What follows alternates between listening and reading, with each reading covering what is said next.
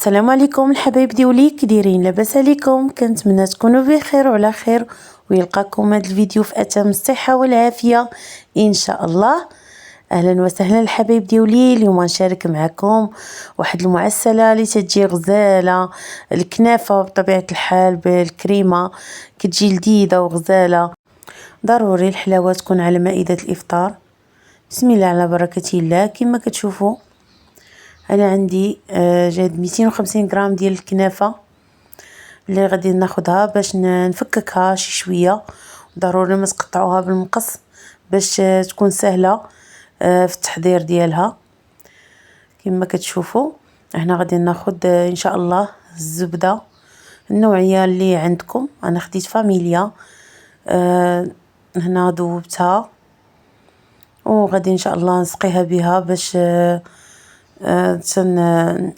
ندخلها فيها مزيان. تحاولوا تيبسوها بها مزيان بحال هكا بالطريقه هذه حتى تيبس فيها كامله. صافي انا كنقسمها على جوج لان غندير الطبقه الاولى وحتى ندير الكريمه وغندير الطبقه الاخرى اللي فوق منها.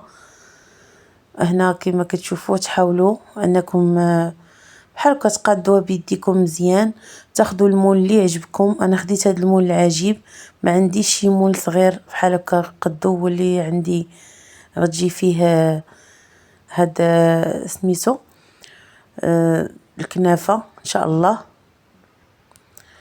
المهم كما كتشوفوا كتحاولوا بحال هكا تبسطوها مزيان بيديكم حتى تغطوا كاع القاع ديال المول. هنا كنت ناخد الكريمه، غناخد نص لتر ديال الحليب، غناخد جوج 3 المعالق عفوا ديال المايزينا. فضروري كتضيف واحد الملعقه صغيره ديال الزبده. انا كما شفتوا في الاناء خليت شويه ديال الزبده دايبه ودرت عليها الحليب مباشره. صافي هنايا غادي نحركوا المكونات جيدا. غادي نضيف واحد النسمه ديال زهره البرتقال، واحد القليل منها نخلي منها باش نديرها في السيرو باش نسقي هذيك الكنافه في الاخر.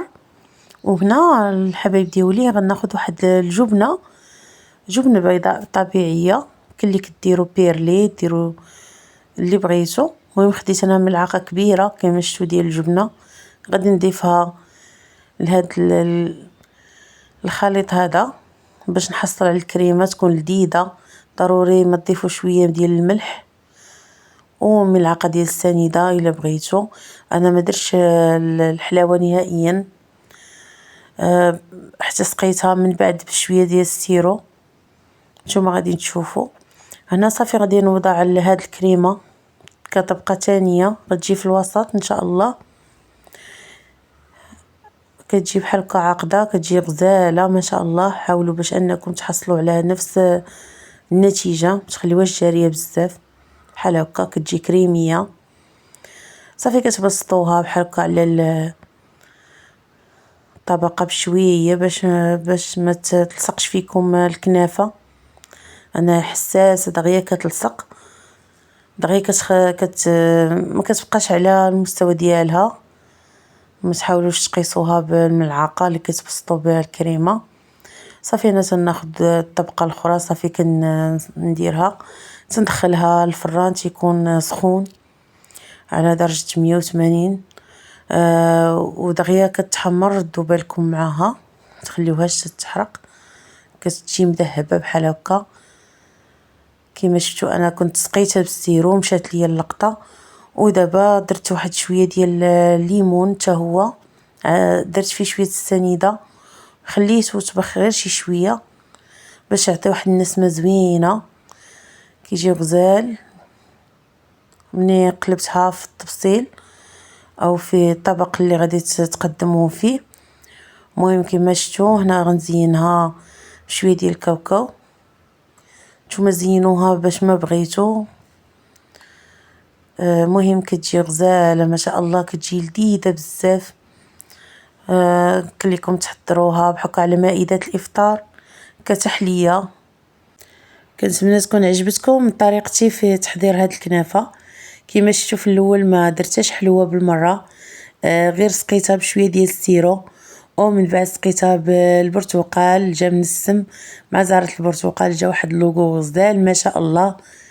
المهم الحبايب ديالي وصلنا لنهايه الفيديو. كما كتشوفوا انا حضرت على مائده الافطار. كنت حضرت فوق هذه المائده هذه الخنفره، وهنا واحد الحسوه معشبه مع ميني تاكوس. كما شفتوا درت هنا واحد الطبق ديال الروز مع الدجاج محمر، طبق ديال السلطه. مهم مائده منوعه باطباق مفيده. ما تنسونيش الحبايب ديالي من لي لايك وتبارطاجيو مع الاهل والاحباب. تلاقاو فيديو قادم ان شاء الله. مع السلامه.